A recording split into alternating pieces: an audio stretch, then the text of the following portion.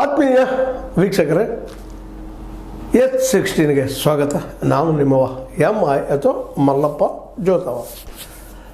ಆತ್ಮೀಯರು, ಭ್ರಷ್ಟಾಚಾರ ಸಲುವಾಗಿ ಸಾಕಷ್ಟು ನಾವು ಇಲ್ಲಿವರೆಗೆ ಎಪಿಸೋಡ್ಗಳನ್ನು ಅಥವಾ ಒಂದು ವಿಡಿಯೋಗಳನ್ನು ಮಾಡಿದ್ದೀವಿ, ನಿಮ್ಮ ಜೊತೆಗೆ ಹಂಚ್ಕೊಂಡಿದ್ದೀವಿ. ಲೋಕಾಯುಕ್ತ ಆಗಿರ್ಬೋದು, CID ಆಗಿರ್ಬೋದು, CBI ಆಗಿರ್ಬೋದು, ಈ ತನಿಖಾ ಸಂಸ್ಥೆಗಳಿಂದ ಅನೇಕರ ಮೇಲೆ, ಅನೇಕ ಭ್ರಷ್ಟರ ಮೇಲೆ ದಾಳಿ ಆಗಿದ್ದು. ಇಂಥ ಒಂದು 7 ಜನ ಭ್ರಷ್ಟರ ಮೇಲೆ, ಅಧಿಕಾರಿಗಳ ಮೇಲೆ ದಾಳಿ ಲೋಕಾಯುಕ್ತ ಮಾಡ್ಯದ. ಅದು ಇವ್ರಿಗೆ ಶಿಕ್ಷೆ ಆಗ್ತದನ ಅನ್ನೋದು ಒಂದು ಪ್ರಶ್ನೆ ಇದ್ದೇ ಇರ್ತದೆ. ಯಾಕೆ ಇಲ್ಲಿವೇ ನಾವು ನೋಡಿದ ಪ್ರಕಾರ ಹೆಚ್ಚಿಗೆ ಶಿಕ್ಷೆ ಆದವ್ರು ಇಲ್ಲೇನೋ ತಪ್ಪಿಸ್ಕೊಳ್ತಾರೆ ಹೇಗೋ ಏನೋ ಅಂತೇಳೂ ನಾವು ಈಗಾಗಲೇ ಅದನ್ನು ನೋಡಿದ್ವಿ.